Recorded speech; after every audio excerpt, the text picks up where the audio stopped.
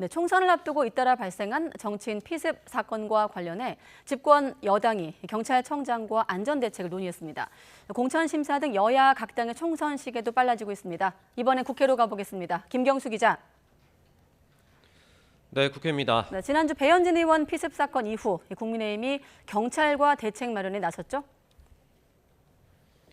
네, 오늘 오전 국민의힘 윤재욱 원내대표와 유이동 정책위의장 그리고 윤익은 경찰청장이 국회에서 만났습니다. 여당은 선거를 앞두고 잇따라 발생한 정치인 습격 사건에 대한 안전 대책을 보고받았는데요.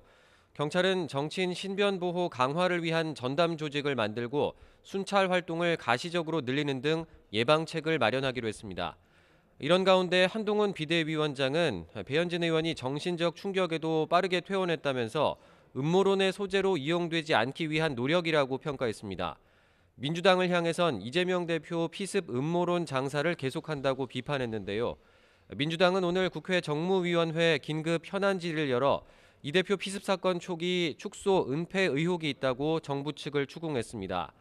또 이 대표 헬기 탑승 특혜 의혹은 조사하면서 김건희 여사 명품 가방 수수 의혹은 조사하지 않는다며 유철환 국민권익위원장에게 따져 물었는데요. 반면 여당 의원들은 야당이 정쟁만을 위한 일방적으로 회의를 소집했다고 반발하면서 퇴장했습니다. 네, 총선 관련된 여야 움직임도 함께 보겠습니다. 먼저 국민의힘, 운동권 특혜 청산을 내걸고 야당 비판 수위를 끌어올리고 있다고요? 네, 국민의힘은 야당을 겨냥한 이른바 운동권 심판론으로 이번 총선을 치르겠다는 계획입니다. 여당 인사들이 민주당의 이른바 86 정치인과 대결을 준비하는 지역구가 늘고 있는데요. 한동훈 비대위원장은 어제 서울 중구 성동구 갑에 출마를 선언한 윤희숙 전 의원과 민주당 임종석 전 대통령 비서실장을 직접 거론하기도 했습니다. 들어보시죠.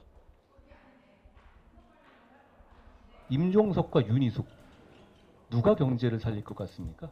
오직 운동권 경력 하나로 수십 년간 기득권 차지하면서 국민의힘은 오늘부터 다음 달 3일까지 이번 총선에 도전할 사람들의 출마 신청을 받고 본격적으로 공천 심사에 돌입합니다. 이런 가운데 유승민 전 의원은 당을 떠나지 않고 공천도 신청하지 않겠다는 입장을 밝혔습니다. 이준석 대표의 개혁신당 합류에는 선을 그었지만 총선 때 당내에서 역할을 할 여지는 남겼다는 평가가 나옵니다. 유 전 의원이 불출마를 명시적으로 언급하지 않았다는 게 근거인데 다만 유 전 의원의 등판이 당정 갈등이나 전통 지지층의 비판으로 이어질 수 있다는 우려도 공존하고 있습니다. 네, 계속해서 더불어민주당 또 제3지대 소식까지 전해주시죠.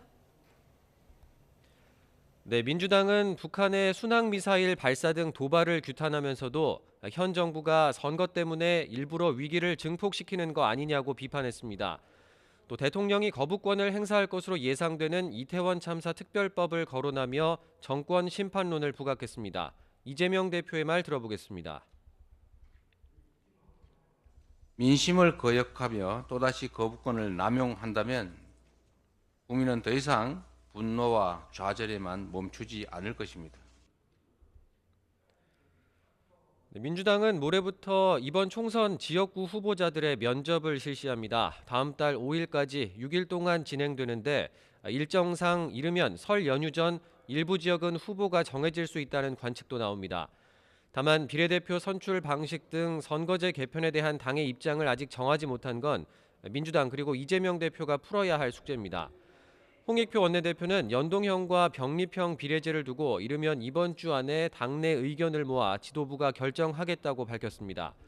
선거제가 어떻게 결정되느냐에 따라 유불리의 영향을 크게 받을 수밖에 없는 이른바 제3지대 정치 세력들은 일단 각자 행보에 집중하고 있습니다. 이낙연 전 민주당 대표의 신당과 민주당 탈당파 의원 3명이 주축인 신당은 다음 달 초 가칭 개혁미래당 공동창당에 합의했고 앞서 한국의 희망 양양자 대표와 합당을 선언한 개혁신당 이준석 대표는 오늘 여성 신규 공무원의 병역 의무화 등 국방 공약을 발표했습니다. 지금까지 국회에서 전해드렸습니다.